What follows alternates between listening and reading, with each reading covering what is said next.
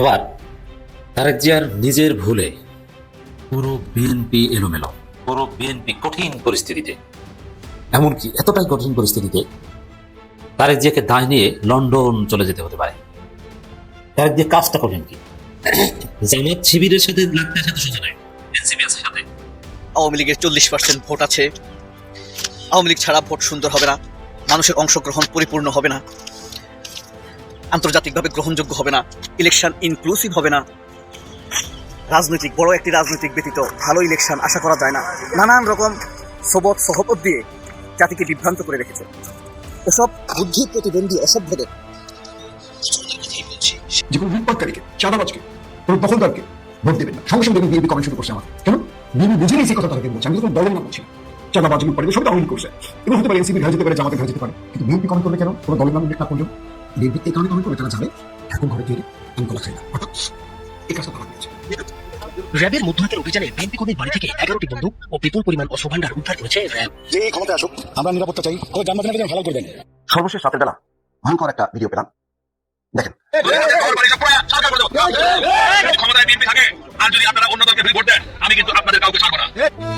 নির্বাচনী প্রচারণা শেষ দিনে সহযোদ্ধাদের জড়িয়ে ধরে এভাবে কাঁদলেন হাসনাত আব্দুল্লাহ। তারা ভোট দিতে কোনো সমস্যা নেই, ভয়ের কোনো কিছু নেই, কোনো আগে বালুর ট্রাক সরাইতে পারেন নাই, নির্বাচনের দিনে 2018 সালে মাঠে আসতে পারেন নাই আওয়ামী লীগের প্যাদানির ভয়ে, সেই ব্যক্তিরা এখন এত ভাব মাইরা কথাবার্তা বলবেন আর জামাত ইসলাম বসে বসে লেমন চোষ খাবে, এটা মনে করার কোনো কারণ নেই।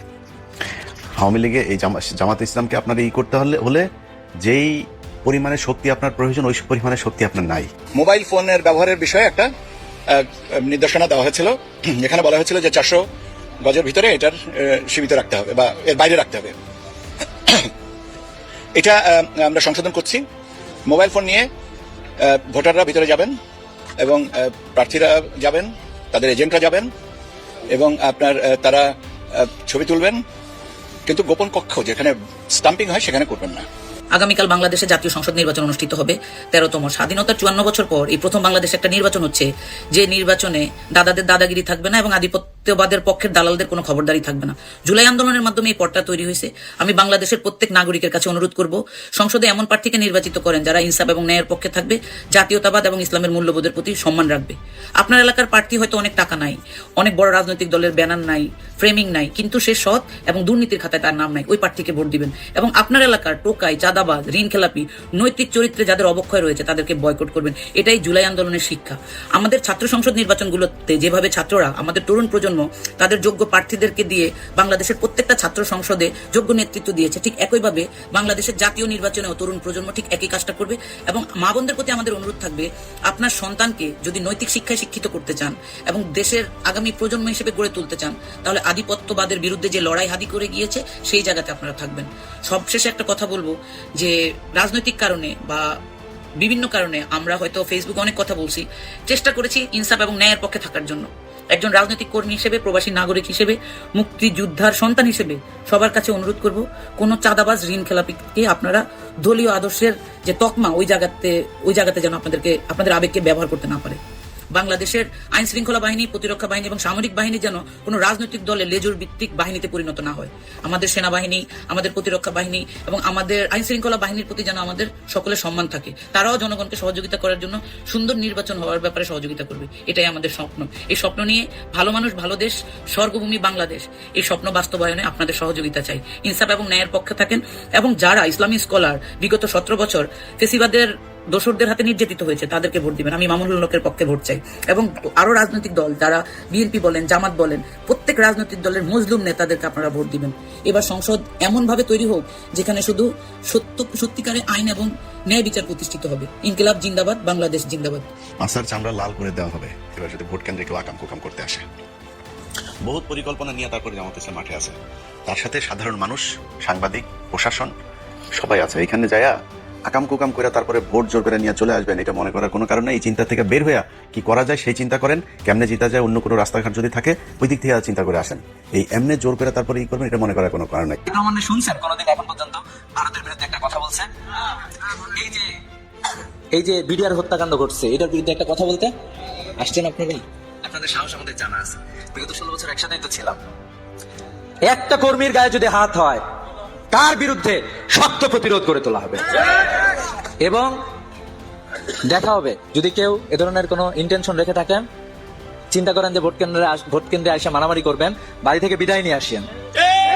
তরুণরা যেদিন রাস্তায় নামছে, তরুণরা আর থেকে রাখতে পারে না। ডাকসুতে ট্রাই করছেন, পারছেন? ত্রয়োদশ জাতীয় সংসদ নির্বাচনের আজকে আমার এটাই হয়তো শেষ ভিডিও বার্তা বাংলাদেশের মানুষের প্রতি। এই ভিডিওতে যে কথাগুলো বলবো, এই কথাগুলো শোনার পরে যদি আপনার সিদ্ধান্ত নিতে ভুল হয় বা সিদ্ধান্ত নিতে আপনি এরপরেও সমস্যা হয়, তাহলে বুঝতে হবে এটা আপনার সমস্যা, আমার সমস্যা না। আমি খুব ঠান্ডা মাথায়, খুব সহনশীল এবং একদম কোনো পক্ষপাত দুষ্ট না হয়ে কিছু কথা বলবো। কথাগুলো বিএনপি, আওয়ামী লীগ, জামাত, হিন্দু, মুসলমান সবার কাছে অনুরোধ থাকলো শোনার। দেখেন, আমাদের দেশের যে রাজনীতি, আজকে আওয়ামী লীগকে দিয়ে শুরু করি। আওয়ামী লীগের বুঝায় লাভ নাই, তারপরেও কিছু মানুষ তো আছে এই আওয়ামী লীগ করে যারা কিনা মানে দেশের জন্য মনে করে যে, অনেক মানুষ আছে তারা ইন্ডিয়াকে অপছন্দ করে। জামাত, আওয়ামী লীগের অনেক কিছু আছে যেগুলো তারা পছন্দ করে না। ইভেন এই দেলোয়ার হোসেন সাইদির ঘটনায় অনেক ছাত্রলীগের রানিং সভাপতি পদ ছেড়ে দল থেকে চলে গেছে। ইসলামের প্রতি তাদের প্রচণ্ড ভালোবাসা আছে, মুসলমানদের প্রতি ভালোবাসা আছে, তারা ভারতকে ঘৃণা করে। আমাদের সাথে তাদের সমস্যা নাই তো। আমি ভিডিওতে বলছি, আমি টঙ্গী কলেজের ছাত্রলীগের সভাপতি কাজী মঞ্জু, টঙ্গী পৌরসভার ছাত্রলীগের সভাপতি কানন। জিজ্ঞেস করেন, খোঁজ নিয়েন, আমার সবচেয়ে ঘনিষ্ঠ মানুষ ছিল তারা টঙ্গীতে, সবচেয়ে ঘনিষ্ঠ মানুষ। এখনো যদি নাকি আমি জানি না যে এরা কোথায়, কে কোথায় আছে, যদি তাদের দরকার হয়, আমি আমার বাসায় যদি রাখার জন্য, তাদের নিরাপত্তার জন্য যদি দরকার হয়, আমি আমার বাসা ছেড়ে দেবো। আমি যেইভাবে থাকছি, মানে সম্পর্কটা এরকম। কারণ আমি দেশ থেকে যখন এসেছি তখন পর্যন্ত এই দেশের রাজনীতিটা এই পর্যায়ে পৌঁছায় নাই। শিবির করলেই কাউকে গলা কেটে মানে ক্রস ফায়ার দিয়ে মেরে ফেলতে হবে, এই অবস্থায় হয় নাই। ভারতের মোদির জন্য আমার দেশের মুসলমানদেরকে গুলি করে মারতে হবে, এই অবস্থা তখনও শুরু হয়নি। তো যারা 5 তারিখ পর্যন্ত, আগস্টের 5 তারিখ পর্যন্ত, আগের দিন পর্যন্ত যারা আওয়ামী লীগ ছেড়ে আসেন নাই, তাদের প্রতি এই হৃদয়ের সম্পূর্ণ শক্তি দিয়ে ঘৃণা জানিয়ে রাখলাম। বাট যেটা বললাম আর কি, আওয়ামী লীগের সাথে আমাদেরও সম্পর্ক ছিল, তাদের অনেক মানুষ আছে ভারত বিরোধী, তাদের প্রতি আমাদের কোনো ঘৃণা নেই। কিন্তু ভাই, একটা জিনিস বলি, আজকে এই আদালতের বারান্দায় আপনারা আটক হচ্ছেন, মাঝে মধ্যে দেখি চোরাগুপ্তা মিছিল করছেন, তারপরে মাঝখানে আবার একটু ভাঙচুরও শুরু করেছিলেন। এখনও বিভিন্ন জায়গায় আপনারা নানান শিপে, নানান পরিচয় আপনারা রাস্তায় নামতে চান, বিদেশে আপনাদের যারা আছে তাদের কথাবার্তা শুনে। শুধু খুব ছোট্ট একটা বিষয় বলি, এই যে 5 তারিখে শেখ হাসিনা পালিয়েছে না, তার চাইতে আরো 15-20 দিন আগে থেকে আলোচনা চলছিল তাকে চলে যেতে হবে। আমি ভিডিও করেছিলাম 21 বা 22 তারিখে যে শেখ হাসিনা পালিয়েছে, ওই সময় থেকেই কিন্তু আলোচনা হচ্ছিল যে শেখ হাসিনা, ওই সময় বলা হয়েছিল যে আপনাকে এখন আপাতত ইন্ডিয়াতে যান, এরপরে আপনি আবার ফের পরিস্থিতি ঠান্ডা করে আপনি আসবেন। আমি জানি না শেখ হাসিনা ওই 3 দিন কই ছিল, অনেকে বলে আগরতলাতে ছিল, কেউ বলে কলকাতায় ছিল, কেউ বলে দেশে ছিল। আমি 100% কনফার্ম হতে পারিনি। তো শেখ হাসিনা দেশে এসে বললো যে শেখের বেটি পালায় না, এরপরে কিন্তু ঠিকই পলাইলো। আপনি পিছনেটা বাদ দেন, 5 তারিখে পলানোর এটা তো আমরা সবাই এখন জানছি যে এটা 2 তারিখ 3 তারিখ থেকেই এই আলোচনা, 3 বাহিনীর প্রধান দফায় দফায় আলোচনা চলছে, হাসিনা চলে যাবে। যেদিন চলে গেলেন তারও তো 3 ঘন্টা 5 ঘন্টা আগেও তো আপনার 5 তারিখে গিয়েছে, 3 তারিখে সে এই তাপসের সাথে ফোন রেকর্ড ফাঁস হয়েছে, দেখেছেন না? সেখানে সে বলছে সে চলে যাওয়ার কথা। আপনি আওয়ামী লীগ করেন না? আপনি এখনো আদালতের বারান্দায় গিয়ে জয় বাংলা শরীর গরম করা স্লোগান দেন না? এখনো রাস্তায় নামেন না? আপনার জন্য শেখ হাসিনা খারাপ লাগার কথা না? ইভেন এমপি মন্ত্রী যে সালমান এফ রহমান এত কিছু করলো, তাদেরকেও বলেছে? বলে নাই। ঠিক নিজের আত্মীয় স্বজন, খুব ঘনিষ্ঠ ব্যবসায়িক পার্টনার এদেরকে নিয়ে সে উড়াল দিয়েছে, চিন্তাও করে নাই ভাই আপনাদের কথা। এটাই রাজনীতি। আপনি যে যত কথা বলেন, আজকে যারা ছাত্রদল, যুবদল, বিএনপি, অনেকেই এখন আবার নতুন করে বিশাল দল করেন, আমরা লক্ষ লক্ষ মানুষ দেখছি বিভিন্ন জায়গায় যাচ্ছেন মিছিল টিছিলের নেতাদের দেখার জন্য। ভাই, আপনারা যারা জেল খেটেছেন, আপনার পাশে যে মিছিল করে এখানে 2-4 জন পেয়ে যাবেন। বিএনপির অসংখ্য মানুষ অনেক কষ্ট সহ্য করেছে, তারা এই জেলখানায় যখন গিয়েছে, তখন জেলখানায় যাওয়ার পরে সারাদিন বিভিন্ন কোর্ট থেকে জেলে যায়, তারপর ওইখানে এই কারা কর্তৃপক্ষের একজন আসে, এসে তারপরে বলে যে জামাত শিবিরের কে কে আছেন হাত তোলেন। আমার এই বর্ণনা একজন এক শিবিরের এক ছেলে দিচ্ছে, পরে ভাই আমি মনে করছি কি আমাদের এটা নিয়ে বোধহয় মেরে ফেলবে, আমাদের আলাদা করছে কেন? আলাদা করে নিয়ে যায়, 2টা লুঙ্গি দিয়েছে, একটা গামছা, 1 জোড়া স্যান্ডেল, তারপরে শুকনা খাবার। এটা জামাতের শিবিরে যারা ধরা পড়েছে তাদের জন্য। আমি অনেক মানুষকে চিনি ভাই, আপনার পরিবার ধ্বংস হয়ে গিয়েছে, ব্যবসা ধ্বংস হয়ে গেছে, এই বিএনপির যে নেতার জন্য আপনি মিছিলে গিয়ে তারপরে আটক হয়েছেন, সেই নেতা আপনার খবরও নেয়নি। এটাই রাজনীতি। এই যে 21 টেলিভিশনের চেয়ারম্যান 2 বছর জেল খেটেছে, বিএনপি খবরও নেয় নাই। কনক স্যার 9 মাস জেল খেটেছে, কনক স্যারের বোন জেল খেটেছে। আমরা সেই একই ঘটনায় আমরা পালিয়েছি তারেক রহমানের বক্তব্য চালানোর জন্য, বিএনপি আমাদের খোঁজ নেয় নাই। টাকা পয়সা তো পরের কথা, খোঁজও নেয় নাই। এই আজকে ইলিয়াস হোসেন আজকে জায়গায় এখানে এসে বসে অনেক মানুষ বলেছেন না আমাদেরকে বিএনপি টাকা দেয়, তারেক রহমান টাকা দেয়, বলেছেন না? আজকে এই জায়গায় বললাম, চালানা পয়সার কোনোদিন যদি নাকি বলতে পারে যে জামাত ইসলাম বা বিএনপি থেকে আমাদের কোনোদিন দিয়েছে, বলেন এটা ফাঁস করতে। দেন জামাত তো এখন তো আমি জামাতের পক্ষে বলতে, জামাত বলবে না মনে করেন, বিএনপির বলেন একটা ফাঁস করতে যে আমার একটা টাকা দিয়েছে। আজকে পর্যন্ত কোনোদিন শুনেছেন তারেক রহমানকে নিয়ে কোনো বাজে কথা বলেছে, খালেদা জিয়াকে নিয়ে কোনো বাজে কথা বলেছে, জিয়াউর রহমানকে নিয়ে বাজে কথা? এখন তো তাও একটু সমালোচনা করি খুব ভদ্রভাবে। গেল 5 তারিখের আগ পর্যন্ত 6 বছর বিএনপির তো ক্ষমতা ছিল না, কিছুই ছিল না। বিএনপি জীবনে কোনোদিন আবার ক্ষমতায় আসতে পারে এটা অনিশ্চিত একটা ভবিষ্যতের মধ্যে ছিল, তখন বলতে পারতাম না? বলেছে নাকি কোনোদিন? যারা বলেছে তারেক রহমানকে চেনেই না, লন্ডনে কি যেন একজন আছে এরকম বলেছে যারা, তাদের সাথে এখন তারেক রহমান ডেকে নিয়ে তারপরে জড়ায় ধরে কোলাকুলি করে, সেগুলো আমরা ফেসবুকে ছবিও দেখি। এটার নামই রাজনীতি। আপনারা কে কি করলো, আপনারা কি আদর্শের কারণে পছন্দ করে, কি কারণে, এটা বাংলাদেশের এই আওয়ামী লীগ বিএনপির ভেতরে নাই। অনেক বিএনপির লোকজনকে চিনি, যারা এই দিন এক এমপিকে দেখছিলাম, তো প্রতিদ্বন্দ্বী জামাতের প্রার্থীর সাথে দেখা হয়েছে, সে বলছে যে ভাই জেলখানায় আপনি আমার ছাড়া কোনোদিন বাসা থেকে খাবার গেলে এই কারণে জেলখানায় অনেক মহব্বত করেছেন আমাকে। এটা হয়েছে, এটাই বাংলাদেশে এই জামাত ইসলাম করেছে। আজকে মানুষের চোখের সামনে দুইটা রাস্তা একদম স্পষ্ট হয়ে গেছে। সকালে একটা লাইভ করেছিলাম আপনাদের বাংলাদেশ সময় রাতে, লাইভটা করার পরে সেই ভিডিওটা নানান ধরনের কৌশল করে ভিডিও চলাকালীন কপি রাইট ম্যানেজারে উঠে নানানভাবে তারা সেটা সরানো হয়েছে। সেই আওয়ামী লীগ যা যা করেছে বিএনপি তাই করছে। জামাত এই আওয়ামী লীগ যেমন সিআরআই করেছিল, তাদের এখন মহাখালী ডিওএইচএস এক বিরাট বিলাসবহুল এক ভবন তারা ভাড়া নিয়েছে, সেটা নিয়ে সেখানে হাওয়া ভবনের মানে নতুন যে ভার্সন, সেই ভার্সন তারা সেই ভবনে শুরু করেছে। এখানে কিছু লন্ডন থেকে যাওয়া কিছু ধান্দাবাজ চান্দাবাজ এগুলো সব একসাথে হয়েছে, হয়ে তারা সোশ্যাল মিডিয়াতে প্রতিদিন হাজার হাজার ডলার খরচ করছে তাদের পক্ষে কাজ করানোর জন্য। কাজ হচ্ছে না, আর ভিডিও সরাই দিচ্ছেন। ভাই এগুলিতে আওয়ামী লীগ করতে আপনি করেন কেন? আপনার নিয়ে এত বাজে কথা তো বললেন, যেটা সত্যি সেগুলি বলেছে। আপনার যদি এই কাউন্টার কোনো ন্যারেটিভ থাকে আপনি প্রকাশ করেন, আপনি বলেন। আপনার লোকজন, আপনার তো লোকের অভাব নাই, আপনার বহু আমাদের মতো অধম ইউটিউবার, আমরা তো ভাই ছোটখাটো মানুষ, আপনাদের বহু বড় বড় মানুষ আছে, তাদেরকে বলেন সমস্যা কোথায়। এগুলো করছে, ঘোষণা দিয়েছে এই বিএনপির তথ্য বিষয়ক আপনার সম্পাদক, ঘোষণা দিয়ে আমার ফেসবুক যাওয়ার পরে ঘোষণা দিয়ে বলেছে সে করেছে এটা, অর্থাৎ বিএনপি করেছে। সেই বিএনপি আমাদেরকে যদি ব্যক্তিগতভাবে আরও অনেক কিছু করতে কোনো সমস্যা ছিল না। গেল 1.5 বছরে যে আওয়ামী লীগ ইন্ডিয়ার জন্য আমি নিজের পরিবার, আর্থিকভাবে, সামাজিকভাবে, মানসিকভাবে সব দিক থেকে, এই যে আজকে দেখেন না, এই যে মাথার মধ্যে দেখেন না চুলটুল পাতলা হয়ে গেছে, এটাই আওয়ামী লীগের কারণে। বহুত কষ্ট সহ্য করেছে, দাঁড়িয়ে চুলটুল 5 বছরের মধ্যে বুড়া হয়ে গেছে একদম, এটাই আওয়ামী লীগের কারণে, ইন্ডিয়ার কারণে। সেই আওয়ামী লীগ, সেই ইন্ডিয়াকে নিয়ে আপনারা মিটিং করেন, মিছিল করেন, প্রকাশ্যে ঘোষণা দিয়ে আপনারা বলেন তারা আপনাদের ভাই, তাদের মামলা থাকবে না। মির্জা ফখরুল, মামলায় তো আপনি করেন নাই, মামলাগুলি তো আপনার এই জুলাইয়ের আপনার বাড়ির কেউ লোক মারা যায় না। আপনি বলেছেন আপনি ছাত্রদের সাথে আন্দোলনে নাই, এটা আওয়ামী লীগ আপনাকে দিয়ে বলিয়েছে। আপনার ভাই আওয়ামী লীগের সাথে ব্যবসা করেছে, আপনি ব্যবসা করেছেন, আপনি ভাতা নিয়েছেন, আপনার মেয়েকে অস্ট্রেলিয়াতে রেখেছেন, ঘর জামাইটাকে অস্ট্রেলিয়া রেখেছেন, সেখানে প্রতি মাসে মাসে ডলার পাঠাইতেন, আপনার তো সমস্যা নেই। আপনি কে যে এটা বলার? একটা মামলাও রাখবো না। আওয়ামী লীগকে আপনারা একদম মাঠে নামিয়ে এনেছেন, এবার জনগণের সাথে মারামারি করবেন। কালকে মারামারি করতে যায়েন, তারপরে বুঝবেন খেলাটা কাকে বলে। তো এই যে আওয়ামী লীগের যে লোকগুলো এখন আপনারা করছেন, দাপাদাপি করছেন, আপনার যেই আপার জন্য করেছেন এখনো করছেন, অনেকে আদালতের বারান্দায় দাঁড়ায় জয় বাংলা স্লোগান দিচ্ছেন, আপনার আপা কিন্তু আপনাদেরকে নিয়ে যায়নি। এই যে আজকে বিএনপির পিছনে যারা যারা ঘুরেন, এদের একজনের বলেন যে মির্জা ফখরুলের আসনে সামনের বছর আমি ইলেকশন করতে চাই। মির্জা ফখরুলের এটা শেষ ইলেকশন। মির্জা ফখরুলের ভাই আছে একটা বিশাল চান্দাবাজ ফয়সাল, বলেন তো আপনি এখন যে ভাই সামনের বার কিন্তু আমি মনোনয়ন নিব, ফয়সাল আপনার বাসায় কিনা দেখেন তো, দুদিন পরে দেখবেন গাড়ির অ্যাক্সিডেন্ট করে মারা গেছেন। এটার নামই রাজনীতি। আজকে ডক্টর শফিকুর রহমানকে প্রশ্ন করা হয়, আল জাজিরার ইন্টারভিউটা খালি দেখলাম, খালি ঘুরায় পেঁচা আপনার ইন্ডিয়ান মালটা ওনারা প্রশ্ন করছে, মেয়ে আপনার কোনো নারী জামাত ইসলামের প্রধান হইতে পারবে কিনা। ভাই নারী জামাত ইসলামের প্রধান হইতে পারবে না, উপরে যিনি আসছেন তার চাইতে বড় হেকিম আমি না। উনি আমার বলছেন যেটা, এটার বাইরে আমরা যাইতে পারবো না। আমি নারীকে অসম্মান করি কিনা সেটা হচ্ছে প্রশ্ন। কিন্তু অ্যাপার্ট ফ্রম দিস আমি আরেকভাবে বলি আপনাদের, মনে করেন আপনি খুব গণতান্ত্রিক মানুষ, আপনি একজন নারীকে দেখতে চান, নারী আর পুরুষ বাদ দেন, আপনারা যদি আমি বলি পৃথিবী উল্টায় যাবে, জিয়া পরিবারের বাইরে কেউ আপনার দলের প্রধান হবে, আপনি হইতে দিবেন? জামাত ইসলামে হইতে পারে, প্রত্যন্ত সেই নীলফামারীর গ্রামের একটা মানুষ এসেও এখানে হয়ে যেতে পারে। এখানে কোনো পরিবার থেকে ডক্টর শফিকুর রহমান রাজনীতি থেকে অবসর নিলে তার ছেলে হবে, হইতে পারবে না। ওই যোগ্যতাতেই আসতে হবে। এটার নামই রাজনীতি, এটার নামই গণতন্ত্র। আপনি যে গণতন্ত্রের কথা বলে একজন নারী কি করে? আরে ভাই নারী আমেরিকার 400-500 বছরের ইতিহাসে আপনি দেখেন না যে নারী প্রধানমন্ত্রী আছে কিনা? তারা বানায় নাই কেন? অনেক দেশ বানায় না। পৃথিবীর কয়টা দেশে নারী আছে?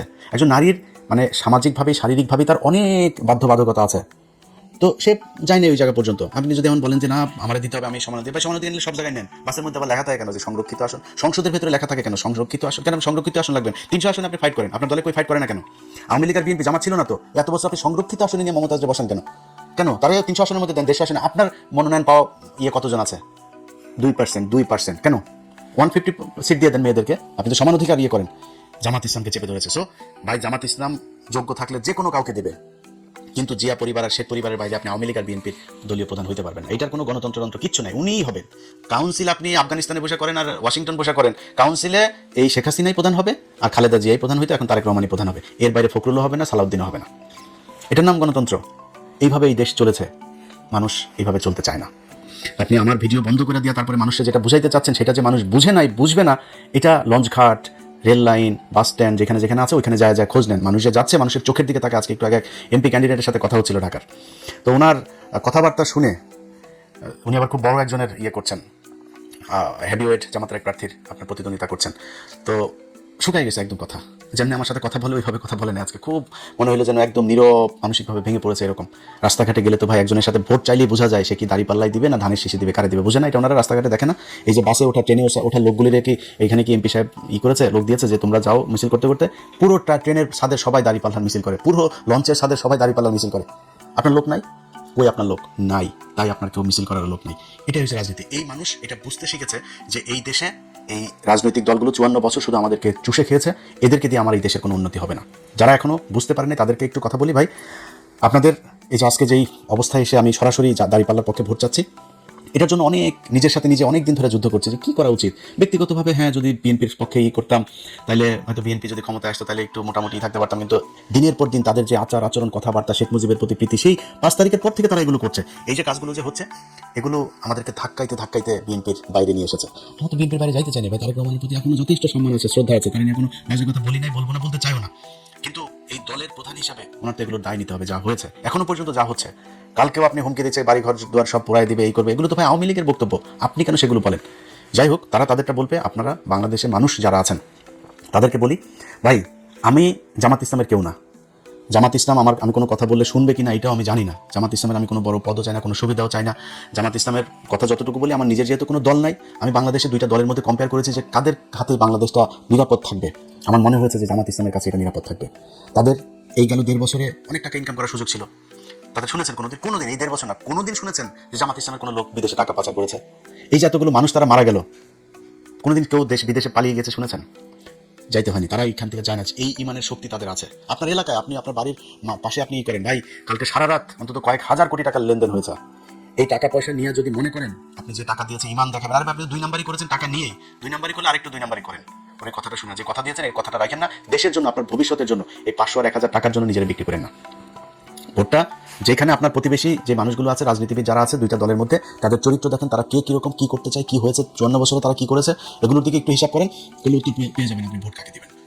আমি আমার জায়গা থেকে আপনারা শুধু এতটুকু এনশিওর করি, ভাই আগে যেটা বললাম যে আমি জামাত ইসলামের কিছু না, জামাত ইসলামের লোক আমার কথা শুনবে কিনা আমি জানিও না, বাট একটু ঝুঁকি নিয়ে, একটু দাবি নিয়ে কিছু কথা বলি। আমি বিশ্বাস করি জামাতকে অন্তত এই কথাগুলো বললে শুনবে। আপনার যেই মানুষগুলি আজকে এই যে প্রবাসে থাকেন না, এই মানুষগুলির জন্য এই 54 বছর এই দেশের রাজনীতিবিদরা কিছু করে নেই। আপনাদেরকে শুধু পাঠিয়েছে, গাধার মতো আপনারা খেটেছেন, আপনারা টাকা পাঠিয়েছেন, সেই ডলার আবার ওরা বাংলাদেশ থেকে বিদেশে পাঠিয়েছে। এইভাবেই চলেছে। আমার ডলার রিজার্ভ কেন 34,000 কোটি টাকা থাকবে ভাই? 34 বিলিয়ন ডলার কেন থাকবে? আমার প্রতি সপ্তাহে আসে এরকম $1 বিলিয়ন, মাসে এমন মাস আসে $2 বিলিয়ন, $3 বিলিয়ন পর্যন্ত আমার রেমিটেন্স আসে। তাহলে আমার রিজার্ভ কেন হবে 34 বিলিয়ন ডলার? আমি এত ডলার আমি দেশে পাঠাচ্ছি, সেই টাকা কোথায় যায়? এই টাকা আপনি কষ্ট করে পাঠান, আর এই রাজনীতিবিদরা আপনার এই দেশ থেকে করে। বিনিময় কি হয়? আপনি যখন যাবেন, যাওয়ার কথা শুনলে দালালের ধরার পরে পাসপোর্ট অফিসে গিয়ে আরেক দালালের পরে, এরপরে আপনি যখন যাবেন বিদেশে, ওইখানে গিয়ে আরেক দালালের হাতে পড়বেন। যাবেন হলো গিয়া মসজিদে কাজ করার ভিসা নিয়ে, গিয়া দেখবেন যে বাথরুম পরিষ্কার করা লাগে। এটাই এই বাংলাদেশে চলে এসেছে। আপনাদের কাছে গ্যারান্টি দিলাম, জামাত ইসলামী যদি ক্ষমতায় আসে, এই সিন্ডিকেট ভেঙে ফেলা হবে। আজকে সামনে রোজা, আপনি জানেন গভীর সমুদ্র বন্দরে আপনার এই যে জাহাজ এখন ভেসে বেড়াচ্ছে, সেগুলো আপনার খালাস করে না, কৃত্রিমভাবে সেগুলোকে আটকে রাখা হয়েছে। মালের দাম বাড়বে, বাজারে সংকট তৈরি হবে, তারপরে সেগুলো নিয়ে আসবে। অল্প কয়টা প্রতিষ্ঠানের হাতে এই সুযোগ দিয়ে রাখা হয়েছে। ইউনূস সরকার আসার পরে এই সিন্ডিকেট ভাঙে নেই। জামাত ইসলাম আসলে খেজুর আটকায় রাখে, সোলা আটকায় রাখে, এটার দাম বাড়াবে, এটা হইতে দেওয়া যাবে না। গ্যারান্টি দিলাম আপনাদেরকে। আমি ইলিয়াস হোসেন আজকে যে কথাগুলো বলছি, আমি এই গত 1.5 বছরে এটা প্রমাণ করে এসেছি যে আমি এই নির্যাতিত মানুষ, অসহায় মানুষ যারা মাজলুম, তাদের পক্ষে কাজ করি। আজকে ওয়াকার একজন সেনাপ্রধান, ভাই আমি তার কাছে চুনোপুটি একটা, তার সাথে আমার একটা ফোন করা মানে আমার জন্য বিশাল ব্যাপার। বিশাল বড় জায়গায় আমি যাই বসতে পারি, বিশাল সুবিধা নিতে পারি ওয়াকারের সাথে সম্পর্ক ভালো রেখে। ভাই প্রপোজাল পেয়েও রাখি নাই। কি বলেছে যে আলেমদেরকে ছাড়তে হবে, ডিজিএফআই জেলখানায় যেই তাদের ক্লিয়ারেন্সের কথা বলে এদের আটকে রাখি, এটা করা যাবে না, বিডিআর এর লোকজনকে ছাড়তে হবে। এটার জন্য তাদের সাথে আমার সম্পর্ক হিসেবে আমার মতো একটা খুবই কি বলবো যে দুর্বল একজন মানুষ। আমি তো পাওয়ারফুল না ভাই, আমার ফ্যামিলি ব্যাকগ্রাউন্ড বিশাল পাওয়ারফুল কেউ নাই। আমার মতো একজন মানুষ, আমি তার এটাতে বিক্রি হই নাই, তার এখানে যায় আমি কিছু চাই নাই নিজের জন্য। জামাত ইসলামী যদি ক্ষমতা আসে, আপনাদেরকে কথা দিলাম, নিজের জন্য কিছু করবো না। এই দেশের যে প্রবাসীরা ভারত থেকে সৌদিতে যেতে যে কয় টাকা লাগে, বাংলাদেশ থেকে ওই কয় টাকা লাগতে হবে। একজন মানুষকে, জামাত ইসলামকে সময় দিব 4.5 বছর। 5 বছরের মধ্যে 6 মাস আগে তাদেরকে হিসাব বুঝাই দিতে হবে যে একজন মানুষ যে কিনা এমপি থাকবে, মন্ত্রী থাকবে, সরকারি কোনো পদে থাকবে, সে বিদেশে ট্রিটমেন্ট দিতে যাইতে পারবে না। যদি ট্রিটমেন্ট নিতে যাইতে হয়, তাহলে প্রত্যন্ত একটা গ্রামের অসহায়, যার চিকিৎসা নেওয়ার 1 টাকাও নাই, আপনি যেই রোগের জন্য মনে করেন বাংলাদেশে চিকিৎসা নাই, সেই চিকিৎসা যদি আপনাকে বিদেশ যাইতে হয়, তাহলে এই রোগটা আপনার একার হয় না, গ্রামের একটা প্রত্যন্ত গ্রামের মানুষেরও এই রোগ হয়, তাহলে তাকে আপনার নিয়ে যাইতে হবে বিদেশে। এটা সরকারি খরচে এই ট্রিটমেন্ট তাকে দিতে হবে।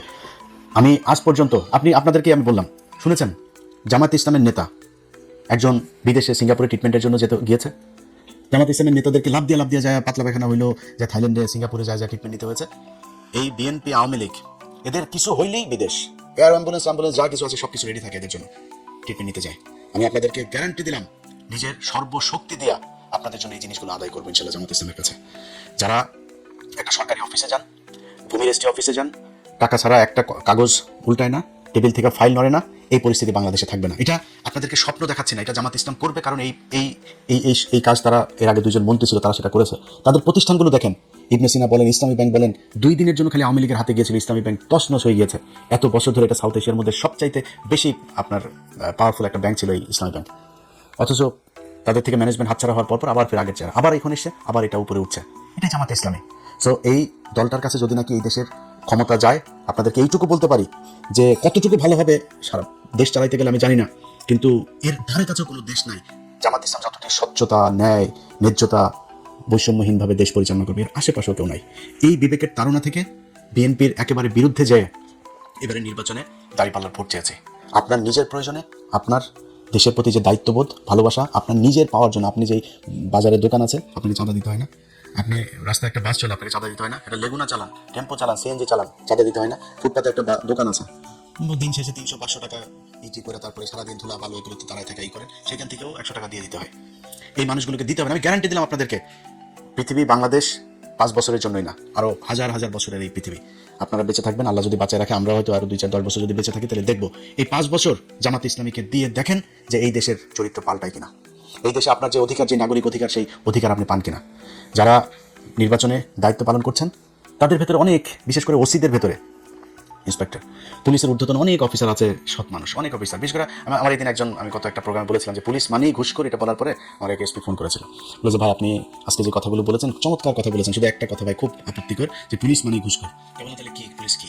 বলছে ভাই আপনি কি জানেন যে পুলিশের কত পুলিশ সদস্য যে অনেস্ট? আমি বললাম ভাই কোথায় অনেস্ট?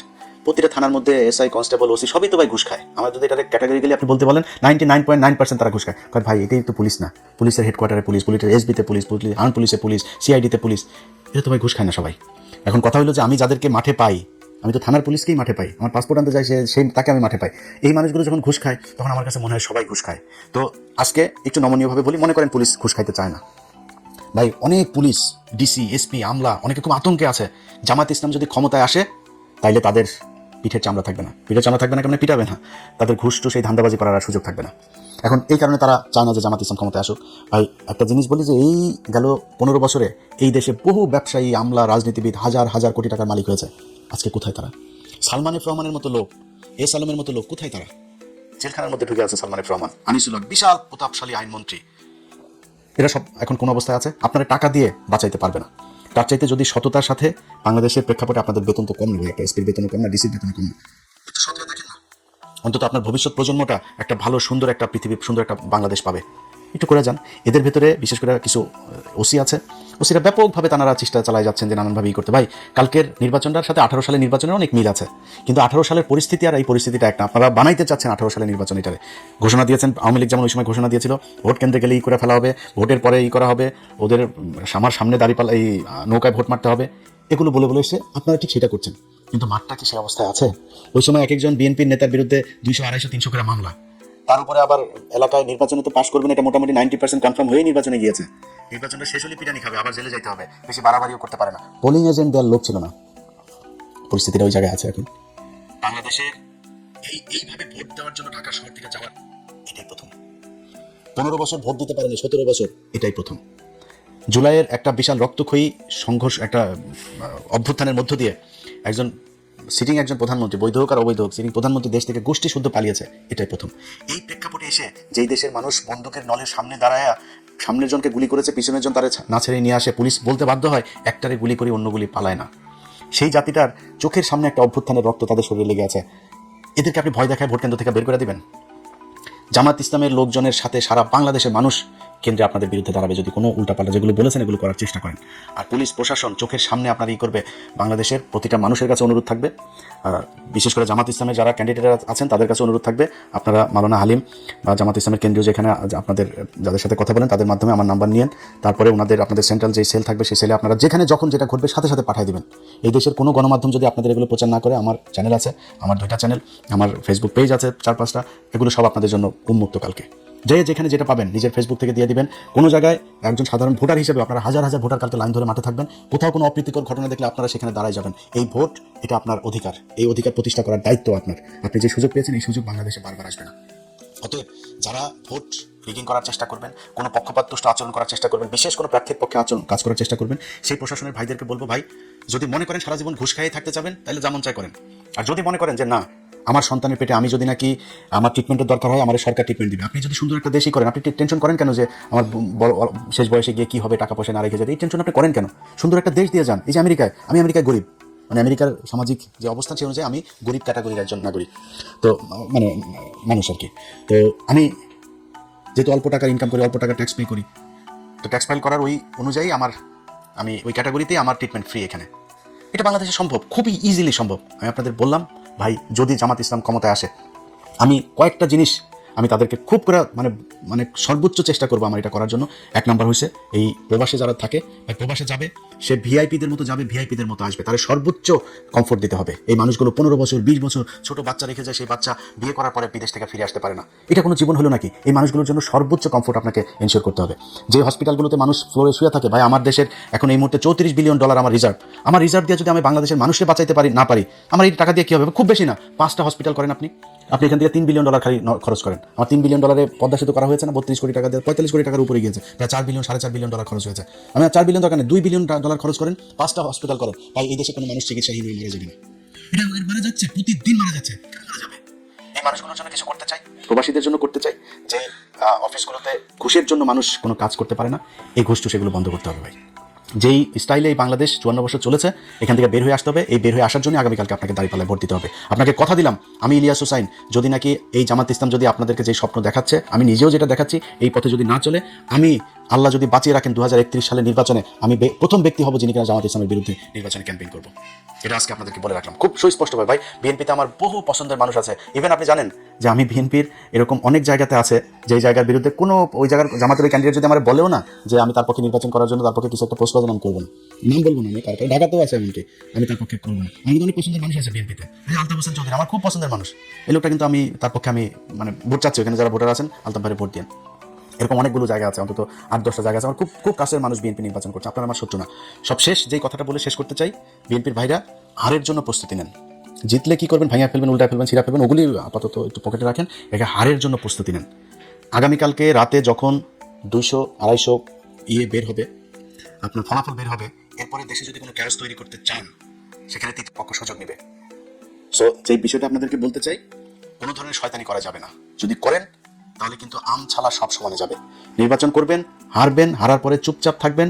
সামনের 5 বছর পরে কি করবেন সেটা করার জন্য প্রস্তুতি নেবেন। আগের মতো আপনারা জেলেও কেউ পাঠাবে না, আগের মতো গুমও করবে না, শিলং সালাউদ্দিনের মতো শিলংয়ে যায় বসে থাকতে হবে না, দেশেই থাকবেন। এই জামাত ইসলাম আপনাকে যথেষ্ট সম্মান করবেন, যথেষ্ট সম্মান করা হবে আপনাদেরকে। কোনো এই অ্যাগ্রেসিভ কোনো কিছু, কোনো সিদ্ধান্ত, কোনো ধরনের আচরণ আপনাদের সাথে জামাত ইসলাম ক্ষমতায় গিয়ে করবেন, আমি আপনার গ্যারান্টি দিলাম এটা। সো নির্বাচন সাধারণ মানুষ যাকে সমর্থন দেয়, যার প্রতি তাদের ভোট দেয়, সে বাংলাদেশে নির্বাচিত হবে, তারা দল গঠন করবে, সরকার গঠন করবে, তারা দেশ পরিচালনা করবে, বাকিটা বিরোধী দল হিসেবে থাকবে। আপনারা যে এই মুহূর্তে 2025-26 সালে যে আপনারা নির্বাচন করছেন, এটা করার কথা ছিল, আপনারা ছেড়েই দিয়েছিলেন। 24-এ হয়েছে, আবার 29-এ হবে, আওয়ামী লীগে আসবে। আজকে নির্বাচন করতে পেরেছেন, এটাই বিশাল ব্যাপার। জেলখানা থেকে বাবর ভাইয়ের বের হওয়ার কথা ছিল না, বের হয়েছেন। বের হয়ে তারপরে আপনি যে নির্বাচন করছেন, এটা মিরাকল, এটা আল্লাহ নিজে আপনাকে দান করেছে। ওই জায়গা থেকে আওয়ামী লীগের মতো দানব নাই, আপনি বিরোধী দল হিসেবেও একটা ক্ষমতা নিয়ে আছেন দেশে। এটা আপাতত অনেক বড় কিছু।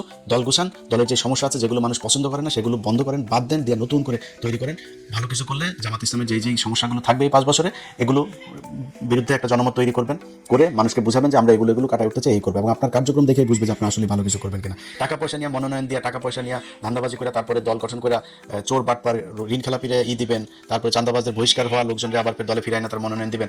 এইভাবে তো ভাই মানুষ আপনার পছন্দ করবে না। সো দল করতে হলে জামাত ইসলাম অনেক খারাপ, জামাত ইসলামের কোনো বহুত সমস্যা, যা মনে আপনি মনে করেন। জামাত ইসলাম নিজের টাকায় রাজনীতি করে, মানুষের দোকান থেকে টাকা তুলে চাঁদাবাজি করে রাজনীতি করে না। আপনাদের সেই ব্যবস্থা করতে হবে। আপনার দলের মানুষ টাকা দিয়ে রাজনীতি করবে, যেদিন দলের মানুষ দলের টাকা দিয়ে রাজনীতি করবে, সেদিন আপনার ঘরের সামনে এই বালুক ট্রাক বসায় রেখে আসতে পারবে না, ওটার উল্টায় ফেলবে। কারণ ওর দল করে, ওর নিজের টাকা দিয়ে, নিজের খরচ দিয়ে। এক একজন রোকন নিজের প্রতি মাসের বেতনের 5% দিয়ে দেয়। 1 লাখ টাকা যে বেতন পায়, সে 5,000 টাকা দলকে দিয়ে দিতেই হবে, বাধ্যতামূলক। সে দল থেকে কোনো কিছু নেয় না। এটা হচ্ছে তাদের রাজনীতি। সেই ধরনের একটা দলের সাথে আপনি কম্পিটিশন করবেন, আপনার তো এরকম কোনো কিছু জিনিস তো আপনাকে উদ্ভাবন করতে হবে, করে তারপরে নতুন করে আপনাকে দল গুছাইতে হবে। বাংলাদেশের মানুষ যা চায় সেটা বুঝায়, সেটা বাংলাদেশের মানুষের সামনে উপস্থাপন করবেন। মানুষ যদি মনে করে ক্ষমতায় আসবেন, এনে তো কোনো স্বৈরাচার নেই, এনে বিশাল আকারের কোনো কিছু নেই। যা বলা হচ্ছে আগে থেকেই, যে যদি সুষ্ঠু এবং কি যেন বলে, এই হইলে আমরা নির্বাচন মানবো। আগে থেকে হারলে কি বলবে, এটা মোটামুটি একটা দিয়ে দিল, যে হেরেই তারপরে বলবে যে নির্বাচন সুষ্ঠু হয়নি, এনে ওইটা বলেন। এই দেশে কোনোদিন বিরোধী দলে গিয়ে কেউ নির্বাচন মানে নাই, কারচুপি ছাড়া বলেন। আপনারা ওইটাই বলেন, সমস্যা নাই, কিন্তু বেশি বাড়াবাড়ি করা যাবে না।